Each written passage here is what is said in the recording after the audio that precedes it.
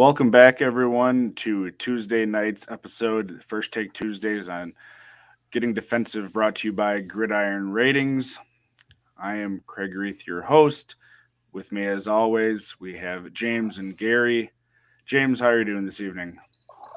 Oh, I'm doing well. Clinched a playoff berth 1 week early in my most important league, the league I care about dearly. So feeling great and really just riding a high off of that. How are you doing? Oh, I'm doing good. My first year in the Scott Fish Bowl, I won my division, had high points, so I got both of those nice things. And then my main league, I kicked the guy out of first place, but I didn't end up getting the division. I kicked him down to the third in the division and only bumped me up to second. So I'm still in the playoffs, which is the good news. That's my deep 55 team, or 55 team, 55 rostered player IDP Devi League. So wow. Yeah, there's no waiver wire working there, right? No, it's kind of gross. Right. But how are you doing, Gary? Oh, I'm doing good, man. And actually, I'm pleased. Going to be making the playoffs, at least in my money leagues there, and looks pretty promising. I think I got one of my tipster leagues that I might not make the playoffs. So had a pretty decent turnaround. I don't know if any of my teams are strong enough to make it through the playoffs and win them. I'm going to need a lot of luck. I'm kind of pulling in the end. The only one that I really had a really strong one, it was the IDP incentive, and I just lost my second game on the year. So I'm 11-2. Still pretty darn good. Yeah, that's pure luck. Pure luck. Waiver wire was kind to me, especially on the IDP department. So, well, that's good, and that's what we're here for. So tonight, everyone, if you have any questions, start, waiver wire, trade questions, please let us know in the comments. We will get to them. IDP preferred, but, Gary can always go for a walk around his desk or something if he finds something else to share with us. So never know, I might learn something. There you go. You might find someone you can pick up on the waiver wire in your offensive portion of your teams to get that playoff run hump over for you. Yeah. But as we're getting into it tonight, James, and now what do you have for us? Yeah, the big question is, and now what? And, you go, and now what? What? Well, it's at this point of the season, if you have a diverse fantasy portfolio like all three of us do, you're likely out of playoff contention somewhere. And, at the same time, when you're out of that playoff contention, there's a big question. What do I do now that I'm officially eliminated? Do I keep trying? Do I use my waiver claims? If it's dynasty, do I just cut anyone of age and go and add all of this youth?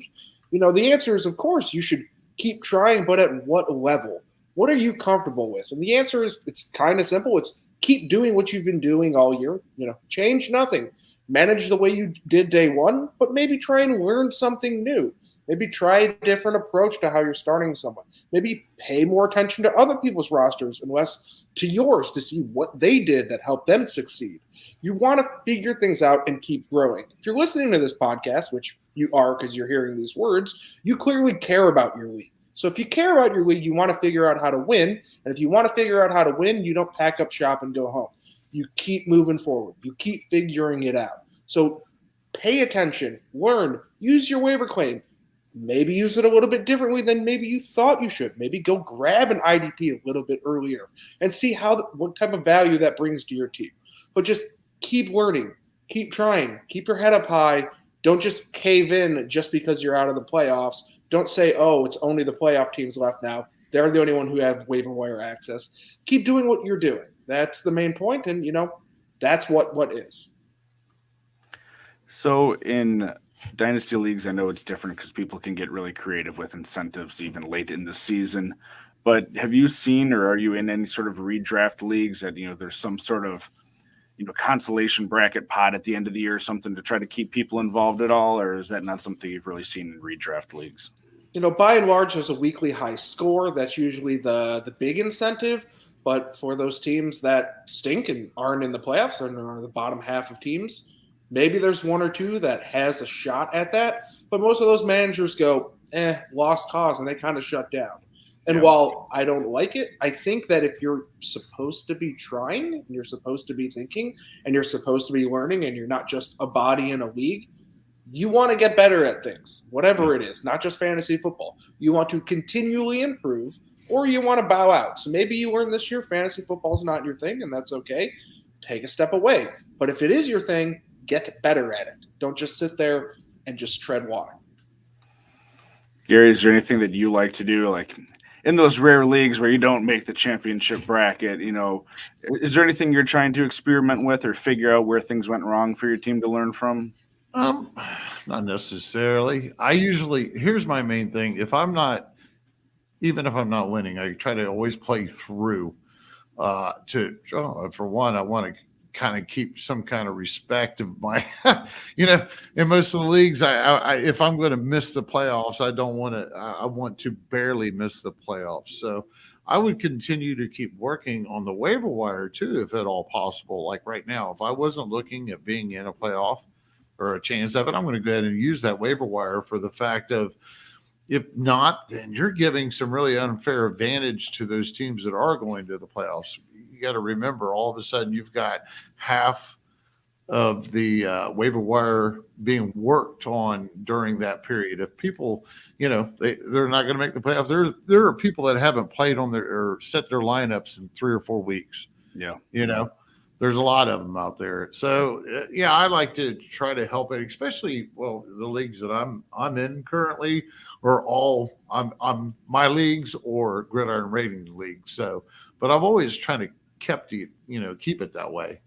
I wanted to follow through. I don't know if I've learned anything, but I work with it.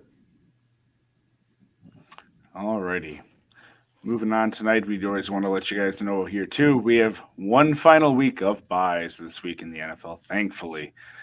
Late in the season, but we have 4 of them, of course, because they have to make it difficult. Panthers, Browns, Packers, and Titans. So a whole lot of IDP relevant people there, including, like we talked about last week, I think it was potential Defensive Player of the Year. Myles Garrett will not be on your team if you're going into the league's playoffs with him, which I know I've seen a lot of leagues trying to push it back a bit, but there's still some that I've seen that have the playoffs starting this week. And boy, talk about a situation where you don't have him or Jonathan Taylor in your lineup. Makes for an interesting year here. Yep. We did have some injuries. Of course, there's always a whole bunch, but names that are relevant here anyway. Marlon Humphrey, it sounds like he might be done for the year. It wasn't clear last I checked, but had a shoulder injury. Other guys that we had here, Logan Wilson's going to miss at least a few games, who was a guy that really showed up this year. A number of linebackers for the Raiders, Kwiatkowski, Perriman, and Littleton all had injuries of some sort. Joey Bosa had been pulled out with, it looked like it was just a head injury. They didn't say it was a concussion, and it sounds like looking into it, it was more so try to keep him away from having more of an issue later in the game, and they didn't really necessarily felt that they need him, and it was kind of nice to see a concern for a player in a situation like that, but he should be fine. And then the last one, another bigger one with some unclear news, Jamal Adams. He had another injury and was to that same shoulder that he had surgery on this past year. So scary situation there. If you're counting on him, we'll have to see what comes of that. And we'll be talking more about those later tonight here. And while you're getting all this great IDP info from James, Gary, and myself, make sure you hit subscribe over on gridironratings.com, but also on the YouTube, where hopefully you're watching us and hitting that thumbs up button, whatever you want to call it, hitting the notification bell, and making sure you're subscribed to get all the great information that we're providing you here. And on Thursday nights for IDP, and all throughout the week on the offensive end, if you like to get into the dirty O once in a while. So some of the guys that we've seen action from lately that we're going to talk about here tonight. We're going to start off with the defensive line because, we've been showing the linebackers a lot of love here lately, so why not jump into one of them here? Defensive end or tackle, depending on your league, Chris Wormley for the Pittsburgh Steelers. From week 2 on, he's had a 61% or more snap share in games that he's played. In 7 out of those 11 games, he's had 4 or more combined tackles. Now, the matchup this week doesn't look nearly as enticing as it did in the prior week, Gary. But is he a guy that you kind of feel that you can trust to have in your lineup at this point? Oh, yeah. I actually have been off and on throughout the season. he actually hit the rolling waiver wire article of ours. I'm going to guess around week 4, possibly week 5. And I had him on there for the extended 3 weeks. And I mean, he matched the MSR. So he already gained my trust. I put him back on for this playoff run. I started last week with him on. And I mean, based off of his matchup, I knew he would have a good game against Baltimore. Plus, I believe that's his former team. So It was kind of like a revenge thing, but I don't put too much stock in those, but they sure have happened this year a couple of times. But, the numbers were right. The matchup strength was correct. So for the rest, I mean, he's got a solid one this week. So far, like I said, if the MSR is there, he usually gets it, maybe even outplays it. So I wouldn't be surprised if he had an upper solid game this week. And then the week 15, I mean, if you get him off the waiver wire, if you haven't gotten him off the waiver wire, he's got a strong win against Tennessee with that matchup. That unfortunately in 16, it's going to be a really tough one at Kansas City. So you might want to make other plans if you're looking for it, depending, when your championship game is. Now, if I had, no other choice and I had to pick through a few other guys, I could think he would be my favorable one that I would want to have if I was stuck to have one using him in week 16. I'd use him, and I probably will. And I've got him on a few rosters. I was happy as hell to see what he did this weekend. It was beyond normal. You couldn't have expected that, but he definitely lit it up. Good solid numbers. He's not really let anything down, like I said. So the matchups are here. I'm ready to roll with them. James, is he a guy that you've added anywhere? I know your leagues aren't necessarily as deep as Gary and I roll in some of our leagues, but have you seen him poking around as a starter lately? Yeah, I mean, he's definitely on radar. And, when you got somebody on radar throughout many leagues, he's going to show up on some teams here and there. And, like Gary said, going into last week against Baltimore, that was an excellent matchup. And, he overproduced. He got, 2.5 sacks, very much not what we were expecting. But when you're on the other side of TJ Watt, you tend to not get a lot of extra additional coverage because he's the guy getting all that coverage. And when you have a good matchup, things start looking good for you. You kind of play to your expectation. And with some nice matchups coming up against Minnesota and Tennessee, like Gary said, he should be a very nice, solid-looking piece. Again, I always like to say I like to plan ahead. So Wormley's kind of been on my radar as do I need to add him because I need another DL coming up because, when Watt was out, he wasn't producing. But, I would think in most competitive leagues, he's probably been snatched up at this point in just a standard 12-man where you're starting 2 DL. But in leagues where he's still out there, you want to go grab him because things are looking good with those playoff matchups. And playoffs are here. You can now predict what those matchups are going to be. It's not about sitting and waiting and going, well, I don't know, maybe it'll be a good one. We know. So go and snag what you can for those weeks because those are the weeks that win your league. Gary, I know this is something we're going to be talking about a little bit later on, depending on how many things we get through here. But, he's got a guy that has an out in his contract, so he may or may not be Pittsburgh. But have you seen this sort of, for defensive linemen, as much as we get him, as a breakout type of year for him, for a guy that hadn't done a whole lot before? He stepped in for Tuitt, and he's been respectable in fantasy football. Could you see him going somewhere else and being a starter, or do you think he's probably better suited as a backup that will step in for injuries, but probably won't be starting year-round for someone? Well, I mean, I think it's got a lot to do with the position that he got to play in place of Tuitt. I don't think that he played. I think he's at a slimmer weight. I think the expectations out of that position was a little bit different from what Baltimore did.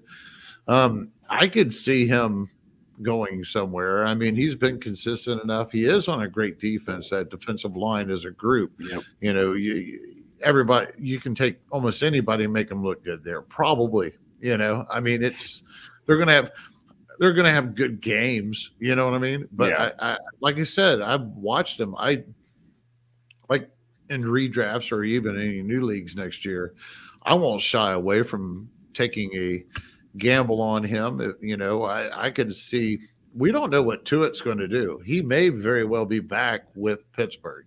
Now, if Tua gets, healthy, I don't know what that does for Wormley. So that's one case scenario. And then if he goes somewhere else, we don't know if he can actually pull this off. So I like him for the rest of this season. I'm not going to go falling so head in the hills until I see what his scenario is next year. I don't think he's going to be one of my top DT options to go chasing after. But if I needed him for a third guy in some deep format, I'd love to have him. It's just been one of those, it's like a 50-50 situation. Like you said, he wasn't producing that well before coming in, but he was a main cog, I believe, with Baltimore. So right now, only thing I'm thinking about is getting through these playoffs and taking advantage of these matchups, right? Yeah. Well, moving on to that, it seems like every other week probably we're talking about the Detroit Lions linebackers in some capacity here, which would probably surprise a lot of people on the offensive line or offensive side of the ball, thinking about, wow, you're talking about Detroit that much. They don't matter. But you can always find stuff on the defensive side of it, even if their offense stinks. Derek Barnes, we talked about more towards the start of this year, didn't do so hot recently. And even when he got some playing time, he had 46% of the snaps. He had 2 solos and a tackle for a loss, but guy that I quite honestly had not looked into at all before seeing this. Josh Woods had 43 snaps. Yeah. Who would have? Josh 6 solos and 2 assists. I mean, out of nowhere. Mm-hmm. Mm-hmm. And it's pretty disconcerting. And James, go ahead. Well, I was going to say, I think prior to week 11, Josh Wood had 0 defensive snaps. And it's not as though he wasn't on the roster and he was a street free agent. Oh, he was there playing special teams only, as a guy who's, almost 26, just existing on a no-win football team that finally just got one. So, yeah, not exactly on the radar of many people, and he shouldn't have been. And while he saw a snap jump, it's still not that great. I know we're all sitting here going, well, Detroit's offense is trash. People are going to be running on them throughout the entire game. There's going to be some tackle monsters there just racking up volume. But at the same time, I don't know if I can trust a guy like Josh Woods getting to my playoffs. In those deeper leagues where I'm starting 4, 5, 6 linebackers, well, sure, I'll throw a body out there because I just want playing time. But in leagues where I have choices and I'm not just chasing snaps, no, I can't get him. Obviously, I can't go with Derek Barnes. I got to sit this one out this weekend. Again, maybe I'll go and grab whoever hits a 90% snap share this week, but I'm not going to play and search and use my roster today on this when I'm about to enter the playoffs. Give me something better. Give me something more consistent. Give me something with better or equal upside. Like I can't advocate trying to, pull that needle out of the haystack here. I think it's not time. I think James is right there. It is basically too late in the year to be screwing around, folks. Because, maybe if you aren't making the playoffs or you have no shot at the playoffs, but if we're talking about any type of team, and I know we have some injuries that that's taking some of the people, IDP pool players out of the pool, plus we have the bye weeks, but this is a super reach. And I mean, if Maveen or whatever his name is, if he played again this week, I'm not sure how bad his injury is. Sure, if he was in a super deep league, go ahead. If you've been using him, use him again. But realistically, right now, let's just cut down. Alex Anzalone is probably your only solid linebacker that you could even think about using.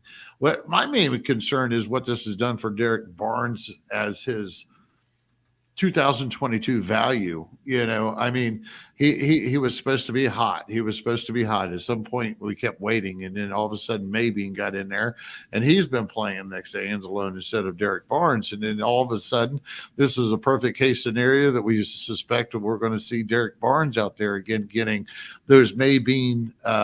Am I saying the guy's name right? Mabine. I think it's Reese Mabine.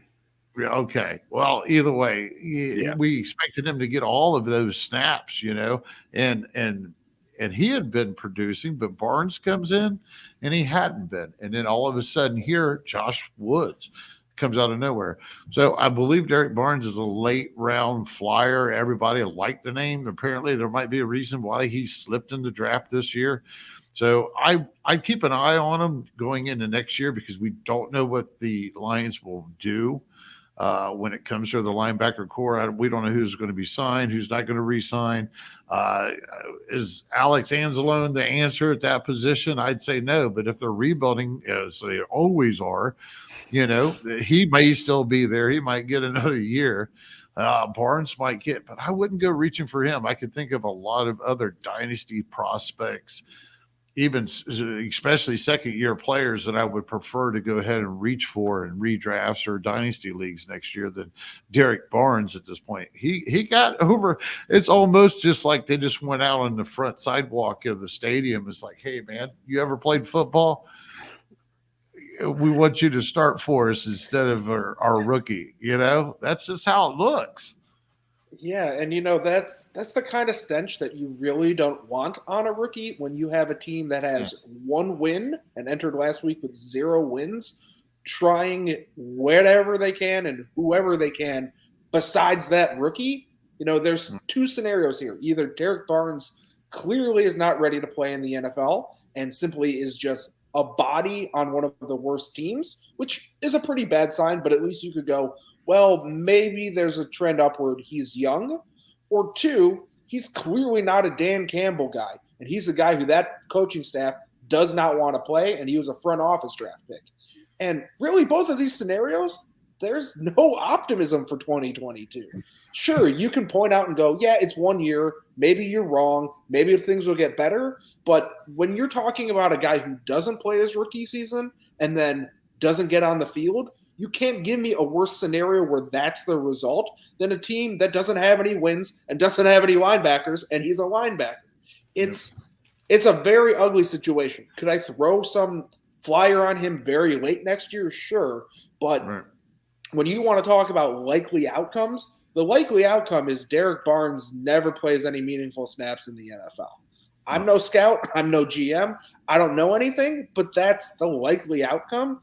So I'd cash out where I could cash out in a dynasty league. I know we want to talk playoffs and we want to talk current stuff, but long term, I'm fine with selling low here because I think selling low might actually end up being selling high. If you can even sell low. Bingo. At this point. Yeah. He's not Javen Collins. Now, I think a lot of people are forgetting about Jaylen Collins a little bit. Maybe they're not forgetting. But, I mean, you got to put Javen Collins, even though he's done exactly nothing this year, I think he still has to be tagged on in deep formats, as that 4th, 5th option, possibly. I looked at it. Cardinals are not going to be paying Jordan Hicks a lot of money next year. I think it was only like $4 million on the season, possibly. But they do have an out on that too. And I think he's going to be 31 or 32. I would have to say, I mean, his odds are very good that he could, Hicks could move on. They could let Hicks go, and they're going to get that first-round draft stock out of him next year by fire. Look at what they did with Simmons last year. Now, they did end up having to use Simmons because they were having trouble amongst other parts of the field, and they ended up playing him in all kinds of positions other than just weak side inside linebacker. So either way, I just Barnes I wanted to be on that bandwagon with just like everybody else about halfway through the season. He's going to get but yeah, this is just disheartening, So if you've been holding on to him, I'm not saying just go straight drop him, but I wouldn't buy any more stock. That's for sure. Not at this point. There'll be a whole new group of rookies next year that the hype will over and everybody. Who did Derek Barnes who? Luckily for me, I have him, I think, 2 leagues for someone that I got either like at the last round or as a free agent pickup when, the hype started coming. And thankfully, I have a Lions fan in both of those leagues that it's the same guy that I know is interested in him still. So I have an easy out if I want to, move off of him, which most people probably aren't in that situation, though. So Right. It's pretty deep. Speaking of something more redraft relevant or this week relevant, So I think both of you talked about Nick Vigil last week, and he had a heck of a game this past week here with Kendricks and Barr both being out. So we're going to focus this because he's seemingly sort of the first man up, and he's fit himself well and nice enough when Barr's been out for a lot of the year. But a guy that we hadn't talked about before, and again, sort of falls into that not a whole lot to talk about, which is why we hadn't yet. But Blake Lynch filled in as the second linebacker there and, hit that 100% snap share. And he had a week, 6 solos, 3 assists, tackle for a loss, 2 sacks, 1 forced, and 1 recovered fumble. The sort of fumble recovery things we can kick out with how random they are. But Gary, is he a guy that you're seeing as someone that is going to be useful as a second linebacker in Minnesota if both of them continue to sit out there? Well, it certainly looks like it. I mean, apparently they didn't want to use Dye. So they probably – I didn't actually catch that tape. Did they move Vigil to the middle and then Blake Lynch play the strong side linebacker where Barr usually is? I hadn't gotten to catch up on this. I think this boils down realistically, folks. We're talking the rest of the season now. I looked it up, and as it stands right now, they have the Steelers, which is a solid matchup. Bears is a solid matchup. Rams is actually a solid matchup. When it comes to the Packers, that's the only one which would be 14, 15, 16, 17. Am I looking at that right? The Packers would be in week 17, so it would be pointless. So, I mean, as long as these guys are, especially Vigil, if Kendricks gets back in and Barr doesn't, then Vigil's going to get in. If Barr, whichever, Vigil's the next guy up. So you got to get him in there with these matchups. If you've been depending on Kendricks or heaven forbid Barr, which Barr's actually had a good season, but if you need the replacement, Vigil should be fine as long as he's in there. And the Blake Lynch, I mean, God, it's another one of those things where, why are we screwing around at this point? Vigil's been doing it all year, just like what he did. So for Lynch to pop up, even in a deep format, I'm hoping I don't have to go that far. I'm hoping I don't want to have to go that far. But hey, if you do, the matchups are there. The matchups are there for him to be a solid contributor, probably not taking a huge hit, Yeah, I mean, just before we get to James, I don't think anyone really wants to be, going to look and have to pick up a guy like him to plug into a lineup. But situation of the season kind of has propelled, if you're in a league that even a 12 team where you have to start 3 linebackers or 2 in a flex, and it makes more sense to start a linebacker more often than not. 4 bye weeks or 4 bye week teams this late in the year with the number of injuries that we continue to have. Some teams are having to dive, a little bit in the dumpster, so to speak, to just try to find gold somewhere. And a lot of that's in some of these leagues too, where, you have a lot of starters like in redraft, but maybe not the deep bench that teams are used to in Dynasty, which can kind of just create that problem where in Dynasty, at least for myself, I'm able to plan better for even situations like this when I'm contending because there's a deeper bench where most redraft leagues that I'm in, you got 5 or 6 guys. If it's IDP, you're probably adding up like 8, 9 bench guys total. It's hard to keep, some offensive guys, some defensive guys and do that balancing act. Yep. James, how do you feel about Blake here? I think I kind of feel like I'm getting defensive just in the sense that if Kendricks and Barr are both out, I'm very confident in Blake. I don't want to necessarily start him because, like I like to say every single week, I'd love to have planned ahead and not have to go add someone who just showed up last week. But in a world where I haven't planned ahead and I'm going, I don't really like my LB2 this week and I need someone, I like Blake Lynch a lot when Barr and Kendricks are not on the field. I think that I can play him with as much confidence as you can give someone who's only got 1 week of relevance under their belt in that scenario. He's an undrafted guy from Baylor. He's got no draft pedigree. He's a mystery body who just kind of showed up with a relatively creative player name. Well, they've done it with Eric Wilson. They don't have an issue with investing in linebackers and giving them playing time when they don't have high draft stock. In terms of investing in the future, not so much. But I don't really care about the future if I'm starting Blake Lynch. I'm caring about this coming week. And in a world with Kendricks and Barr out, he's getting playing time. He'll start on my lineup probably more so than he'll start on somebody else's because I've got confidence there. Now, if they're in, I'll sit Blake Lynch. I don't want anything to do with him. But if they're both out, sign me up. So this is next guy up here, sort of the same sort of situation where injuries just thrust him into actual playing time this week, which he hadn't really gotten. I think it was like 27% was the highest, or 22 was in the 20s. It was the most he had hit this year before this past week. Divine Deablo, who's I think the 80th pick overall this year, converted safety. Rookie, moved him to linebacker for the Raiders. As we had mentioned earlier, they had guys. Kwiatkowski, I don't think even had played on defense, but he was a backup linebacker. I know he was doing special teams. He got hurt. Perriman left. Littleton left. So it was sort of down to Diablo and KJ Wright as the two main linebackers that they were using in this game. KJ Wright didn't do a whole heck of a lot, but on a 57% snap share, Diablo had 8 solos and 3 assists, which was a nice stat line, basically coming out of nowhere too.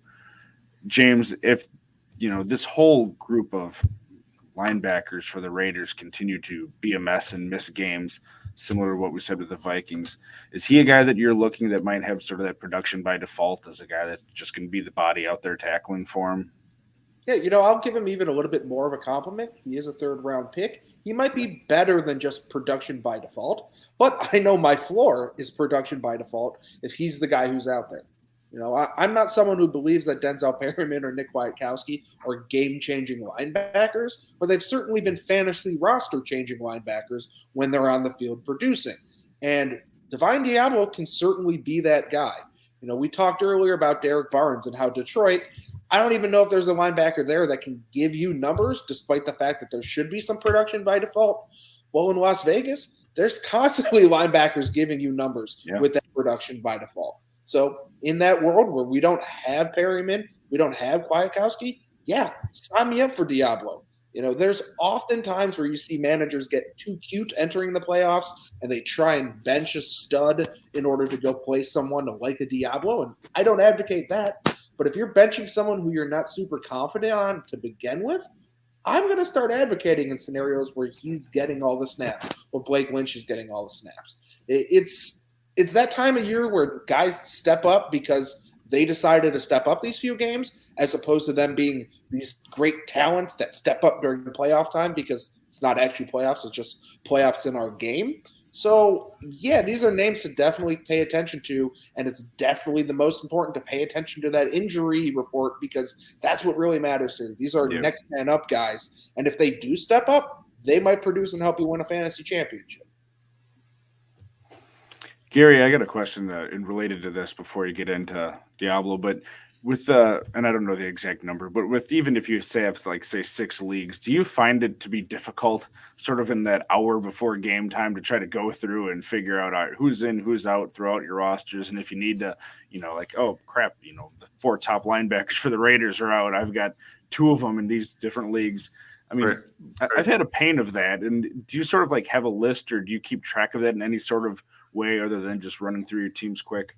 Well, honestly, I mean, I've been playing forever. So it wasn't that, but 7 or 8, 9 years ago, I was in 30, 35 leagues, and I call it chasing rosters. And I started regretting and hating chasing rosters that hour before, because usually you have this habit. If you own a player, you probably have a few shares of them across the board. So it was like, then you got to hunt them down. Then you got to find replacements and all that, and you never could really. So you kind of get in a rhythm, hopefully. Well, I know this guy should probably be on most of these waiver wires if the setup's the same. So I'll look for him first. But it's just a tedious thing to do. So now I don't play that much. Matter of fact, I've got 8 teams this year, and that's the most I've had in probably 5 years. Usually hang around that 6 mark, something. I've just, and especially since I've become a writer or such, I'm doing a lot more sitting back and enjoying the game and examining the game than I am chasing rosters. So as far as Debo, which I'm probably saying wrong, Diablo, is it? It's Diablo.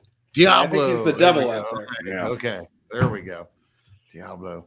But I look at this more as a future tryout for next year. The Chargers are terrible or I apologize. The Raiders are basically terrible. I don't care if Corey Littleton has been getting the job done. He's only getting the job done so well. And Perryman, I mean, I hate to say it, but I mean, they're average guys.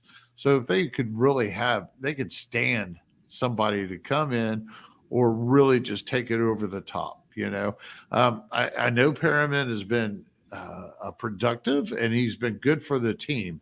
I understand that, but I think that he's having a good year too. He's landed in the right situation, but I don't know what he holds for them for the future. I will say this: up to this point of these guys, and we've talked about injury replacements and such. If I had my pick and I had a deep league with starting 4 linebackers, and I needed that 4th linebacker because of bye weeks or injuries to one of my guys, and I had to pick between him, who was it, Josh Woods, and what was the other guy, Blake Lynch? Yep. See, I think I'd take him. I think I'd take Diablo. There's one reason I'm not impressed with the front 7 at all with the Raiders. And if I don't think that I want to own anybody anymore off of that defense except for a guy named Abrams, it's just gotten to that point. I got Corey Littleton off the waiver wire in a 14-team deep league that like we play in, Kraig. It's just, he was like one of the first ones gone when bye week started hitting, and I snagged him up luckily and have had to use him. I'm looking at him. I'd like to see this as an audition for the rest of the year and see what he looks like next year. We do have a question, an IDP question there, Gary, if you want to bring that up. I am unable to tonight. Let's see. Can you click on it, Gary, to get it on the screen there for us? Yeah, I can't do that tonight. There we go. We have Fred Warner. Okay. Yeah, so Fred Warner is going against the Bengals. Kazir White is going against the Giants. Do we know for just for this week? Playing? Shanahan said, I think it was today, that Fred should be back. All right. And he's got Cincinnati and Kaiser White. It's good enough for me off the top with Fred Warner playing Cincinnati that I would have to stick with the bigger stud. So there's not that big of a discrepancy in the from what I see. It's just basically no reason not to play Warner. James? Yeah, I think that this is a very luxury question because that Kaiser White matchup is also very, very nice against Seattle. So you're asking me, do I want to start? Which great linebacker am I going to want to start this week? And I will lean Warner because it is Warner, but I'll pay attention to that injury report. It seems to be a running theme. If he's got a real questionable designation and seems to be hampered and very limited, maybe game time decision. You got a great point there, James. Game time decision. I don't know what time both games are. I'm assuming they're both starting at the same time. They're both going to be West Coast games, so you kind of can come down to game time. But I honestly feel like White is kind of the safer play just because of Warner's potential injury issues. But at the same time, you're choosing between a BMW and a Mercedes here. They're not the world's greatest car, but you've got some nice cars here. Yeah. You're not driving any Hondas. So both options are good. And I like Warner overall if he's healthy, but I don't know if he is. Yep. If he gets that, that's a great point. If he's designated at game time, just go ahead and go with Kaiser. Just forget about it because that means it really came down to game time. Now, if he practices Friday, gets in there Thursday especially, and he's a full go, Warner for me. I'm glad you brought that up, James. One more linebacker discussion here tonight before we get into some info for next year or next week, this week, depending on how you want to look at this. Quan Alexander, seemingly back from the dead, has had IDP relevance past few weeks here with about half the snap share of Demario Davis. Does this concern you, James, on wanting to play Davis, who had been pretty steady, last year, the year before that, and part of this year? And is Alexander a guy maybe you'd want to take a chance on over even some of these other guys we discussed tonight? It's interesting because you're entering week 14. You're in three scenarios. You absolutely have to win to make the playoffs. You're likely set in the playoffs and you're just trying to set up seeding, or you're toast. And if you absolutely have to win, I don't really want to start Davis or Quan Alexander. I'm not really sure where that volume's going to go. I know they have a very cushy matchup going up against the Jets, or at least in my MSRs, which I don't really rank and know in depth. But on paper, that looks very good to me at a glance. And at the same time, I don't know what I'm going to get. I feel like I got two high variance guys. I got guys who can stuff up that stat sheet and look amazing, and I got guys who might lose out to the other guy and not really play a whole lot. So in a weird world, I kind of like the Blake Lynches or the Divine Deablos better in a world where those guys are playing for injured players and they don't have that playing time competition that Quan and Davis kind of are going up against. It's kind of, what does your roster need? Do you need to swing for the fences? Do you feel like you're a 20-point dog and you got to go and try and get an absolute stud game out of someone? Then maybe go and do that. But I kind of find myself avoiding situations like that and trying to find the higher floor, because if you build enough high floors, you've built a winning roster. Gary? Well, Alexander's actually saved my butt in a couple of leagues, deep leagues. So I lost David Long, and I think I had some other injuries. So I actually have been using him. Of course, he's not been like lighting the world on fire for me, but I've been using him off and on for the last 3 to 4 weeks. I think I got him in at least 2 or 3 of my lineups this past weekend. As a linebacker 4, he's been delivering. So I'm trying to get to, if I have him here, trying to get to his schedule coming up. Jets, Tampa, Miami, and Carolina. So let's look at that real quick. You said Jets? Yep. All right. They give up so many points to everything else. I mean, that's a fairly solid matchup. Lions, that's a strong one. Who else? It was Tampa, Miami, and Carolina. Oh, Tampa, Miami, Carolina.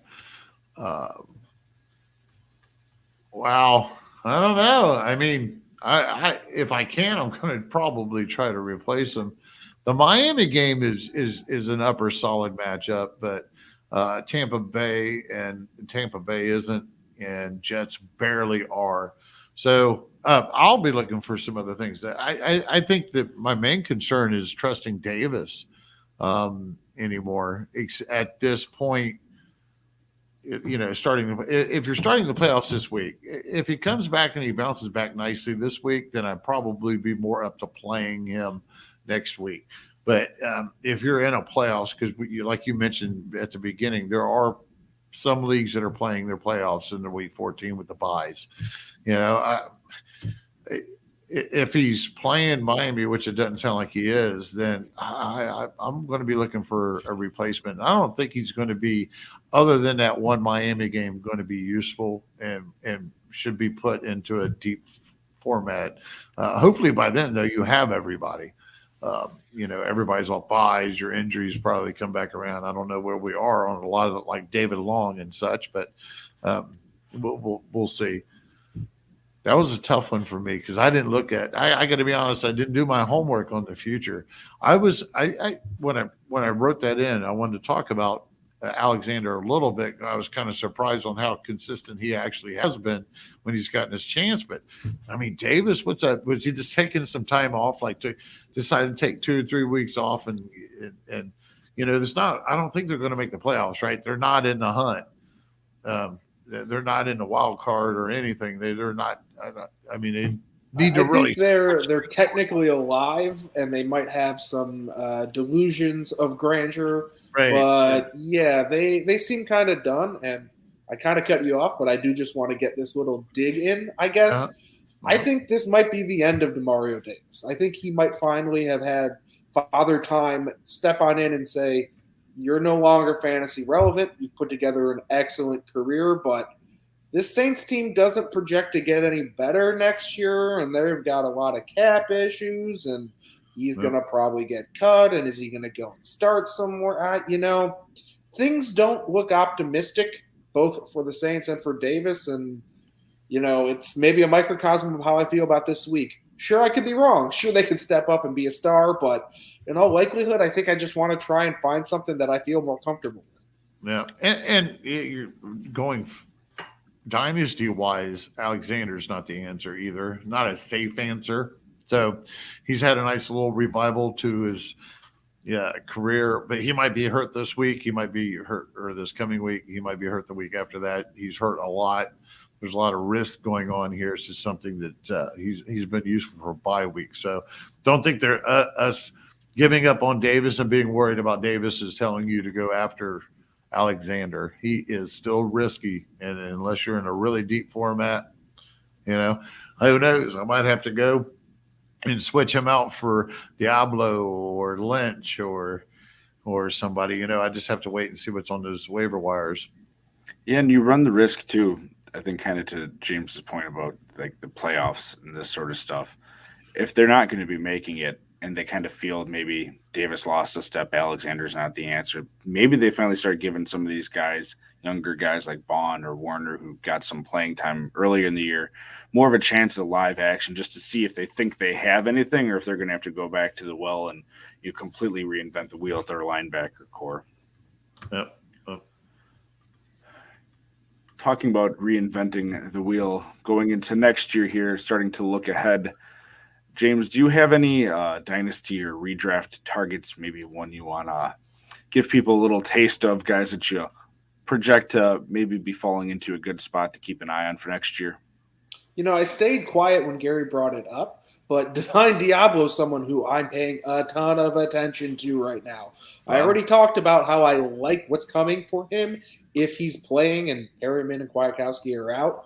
But boy, oh boy, am I loving what it looks like if Perryman and Kwiatkowski are out of the picture and Diablo's that guy. He's a converted safety, which generally speaking means his coverage skills are pretty solid. And if he's sitting there in a vacuum-eating tackle position like those Las Vegas linebackers are, I like that. I like that a lot, and I'm paying deep attention there. And, I'll give you one more just because I basically like to talk about this guy every week. Give me Quincy Williams. I don't know if he's going to hold his DB eligibility next year. In all likelihood, he'll probably lose it out of sleeper. But boy, oh boy, if he does, you have a cheat code and you can get him very cheap. He's still very young. Yeah, do they really want to run with him? Probably not. But they've got a lot of other issues they also want to address. So maybe he gets another year out there and you just get to cash in on a late round lottery ticket by holding on to him. So both of those guys are two guys I'm just, very interested in what they're doing going forward and want to stash on my teams, especially ones where I don't need to win today, even though I think both of them could be great matchups going the rest of the year. Gary, got anyone for everyone out there? Maybe not one of your. Well, I mentioned Javen Collins. Yeah, right. Yeah, I'm not going to go that deep just yet. We hopefully we'll be doing these for the next few weeks, and we'll drop some things off for you folks. But don't forget about Javen Collins. I think it's kind of to me, it would be, people are like, what are you talking about? Like I said, in some of these deeper formats that I'm playing in right now, in at least these redraft leagues, he's on the waiver wire. And nobody's thinking about picking him up for any reason. And he's been on the waiver wire for a long time. So that's why I want to make sure that nobody forgets about him. I think his opportunity next year is going to be there. I think that he's going to be a top LB1 like the rookie hype would have thought made us think that he was this past off season in that debate with him and Simmons and all that. Probably not. He's going to be playing next to Simmons either way. There's only going to be so much IDP there. You got Buda Baker still. So, but my other guy, I'm going to go with an edge rusher or potentially a deep formatted linebacker, like a linebacker 4 possible or bye week guy. And that's Baltimore's second-year guy. He'll be a second-year guy. Oweh. Away. Away, yep. Yeah, Away. I mean, the kid, if they wouldn't have brought in Justin Houston, which was a smart idea, and he's playing out there with Bowser too. Bowser's the other outside linebacker. This kid he's getting enough play time. He's showed enough, and from what I've seen, that if Justin Houston wouldn't be there, we'd be talking about this kid a little bit more. There's like a three-way type rotation thing going on there. Bowser's been actually showing up. Baltimore always blitzes so much. So I like this kid, and I'm going to make sure that after I get my couple of starters at edge rusher, that he's going to be like my third guy target as somebody with a lot of upside. And hopefully he'll step up and have what Juden had a couple of years ago. The kid is quick. I don't know if you guys have seen him. Watch his tape. He's got some wheels. He just needs to fine tune his what do you call it? Spin move and how he gets there. His technique. He's got to get it tweaked to the pro level. He was sort of, and it's a different position, and I think it's the same sort of situation statistically that Leonard Williams had for the longest time, where he was great at getting pressure but just couldn't get home to get those plays in the backfield.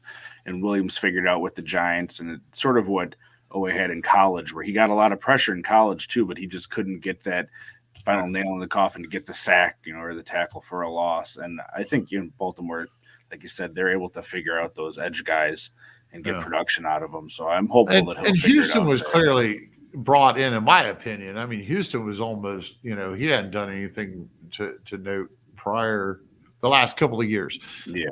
Houston was brought in to mentor him.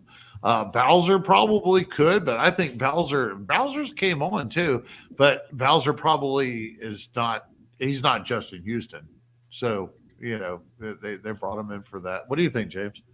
Yeah, I like him a lot, and since we're on the topic of these young, hot pass rushers, we haven't really talked about Jaylen Phillips much on this podcast, and he's had 5 straight games where he's recorded at least half a sack. Yep. He's playing less than 2/3 of the snaps in every game defensively during this streak.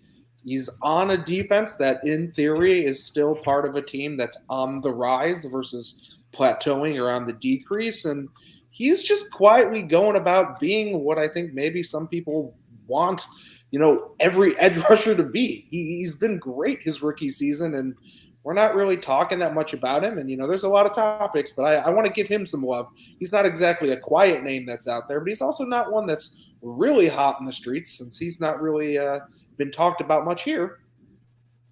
Real quick, I wanted to ask you real quick, because you wrote about Pratt, but I was going to ask you, Kraig. So back when we was talking about Logan Wilson, are we feeling pretty good about putting Jermaine Pratt in? I think I know what James's answer was going to be on that, but do you think that he's a viable replacement for Wilson? I think he's going to end up being, the main linebacker there during this time, and they're going to have someone else. What was his name? Another guy, was it Joe Backey or something like that? Mm-hmm. Another guy I hadn't looked into it all, stepped up sort of into that Pratt percentage of playing time when Wilson went out. So I think that's probably how they're going to proceed, because, again, you have a team here in the Bengals that they're hoping, maybe it's not the strongest chance, but they got a chance at certainly at, maybe not division win, but a playoff spot, and they're going to go with a trusted hand with Pratt over the rookie. Or I guess I don't know that he's a rookie. It's a bad assumption on my part, but whoever he is, I don't see them just some other random guy off the street sort of stepping in and being the guy there for him. So I think it would be Pratt. Yeah. Yep. So James, do you think that Pratt can have that ceiling that Logan Wilson has had? Now, Logan Wilson actually kind of slipped off here a couple of games, I believe. He's not hitting the home runs, but where do you see that ceiling as? I mean, it's semantics. I don't think he has the ceiling of Logan Wilson, but I think he has the production that Logan Wilson's going to give you on a day-to-day output. I think Wilson's got a little more variance where he might slip up and disappear, kind of like he has recently, relative to what he did at the start of the season. Whereas, Pratt is a Jags jag. He's a perfect just a guy out there who's going to not make mistakes and also not do anything of note. He's going to be there, and he's going to produce when he's there and not produce when he's not there. So I think, coming up against a pretty meaty matchup against Seattle, there's a lot of solid spot starts that are showing up due to injury at the linebacker position. And I like Wilson a lot. I like Diablo. I like Blake Lynch. I like, a lot of these guys who we haven't talked about all year because they haven't been good. But suddenly now when it might matter, you need to slide someone in. There's a lot of people I think who are going to step up and produce as opposed to step up and just kind of be there a la Derek Barnes. Yeah.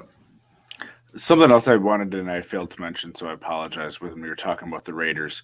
It does seem like someone is going to be missing time there, if not a couple someones, because they did go sign Will Compton to a contract.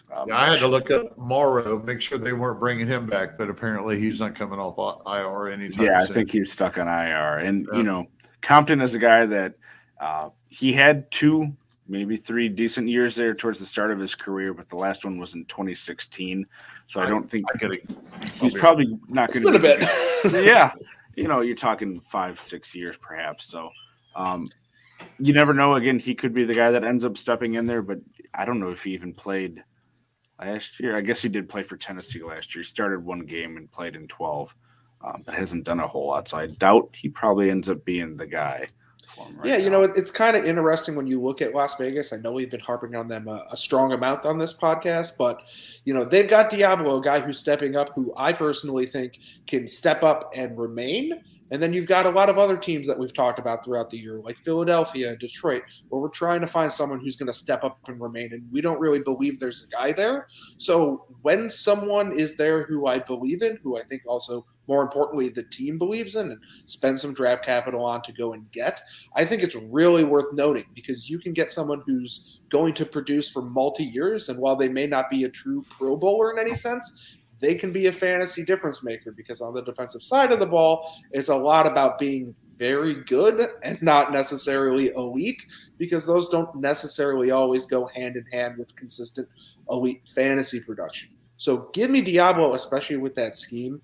They love getting their linebackers tackles, and I will sign up all day on a guy who's a converted linebacker.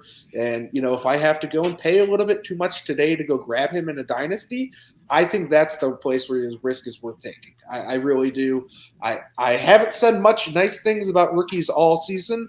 Well, it's about time, right as they're about to graduate into being sophomores, that I'll say some nice things. We'll talk about him. I still love my Ernest Jones. There's plenty of guys that I can eventually mature on and go and enjoy.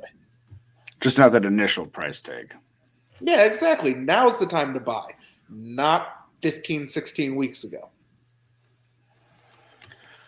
Could you guys hear that? Could you guys hear the dog and cat in the background?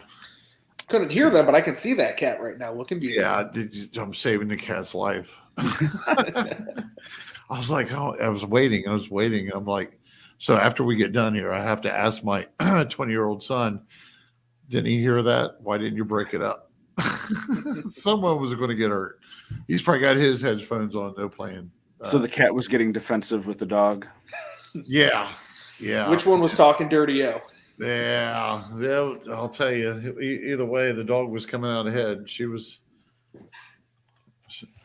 all right, though. We're good. Sorry, I apologize. No, that's not a problem at all. We're about to the end of the show here, and we're going to just need you to be the one to kick us off for the night here. So, James, any parting words that you want to give everyone and let them know, of course, where to find you over there and all your wisdom online?